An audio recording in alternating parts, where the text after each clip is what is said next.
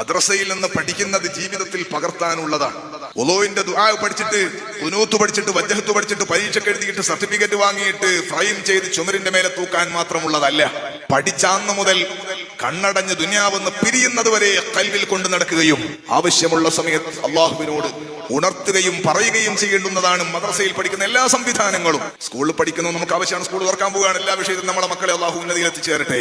അതേ സമയത്ത് ചില സംഗതികൾ ഞാൻ പഠിക്കുമ്പോ ഒരു പുസ്തകത്തിലുണ്ടായിരുന്നു, ചന്തുവിന് ഓണത്തിന് അച്ഛൻ ട്രൗസറും ഷർട്ടുമായിരുന്നു വാങ്ങിക്കൊടുത്തത്. ഒരു പുസ്തകത്തിൽ അത് പരീക്ഷയ്ക്ക് വന്നാല് ചന്തുവിന് അച്ഛൻ എന്താണ് ഓണത്തിന് വാങ്ങിക്കൊടുത്തെന്ന് പറഞ്ഞാൽ കന്തൂറയും തലയിൽ കിട്ടാന്ന് പറഞ്ഞാൽ പരീക്ഷയ്ക്ക് നോക്കും. ട്രൗസറും കുപ്പായം തന്നെ എഴുതണം, ഷർട്ടും തന്നെ എഴുതണം, ഇല്ലെങ്കിൽ പരീക്ഷ കേൾക്കൂല. അതേ സമയത്ത് അത് പഠിച്ചോണ്ട് പിൽക്കാലത്ത് വേറെ ഗുണമൊന്നുമില്ല, അത് പരീക്ഷയ്ക്ക് പഠിക്കാനുള്ളതാണെന്ന് ഞാൻ പറഞ്ഞത്. അതേ സമയത്ത് സ്കൂളിൽ പഠിക്കുന്ന ഭാഷകൾ, കണക്കുകൾ, സയൻസുകൾ അതൊക്കെ ആവശ്യമുള്ളതാണ്.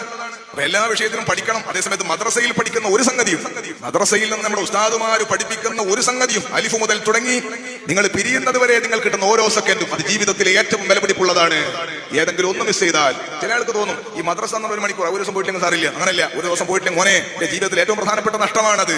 അള്ളാഹു നന്മയൊക്കെ മുന്തിക്കാൻ തൗഫീഖ് നൽകട്ടെ.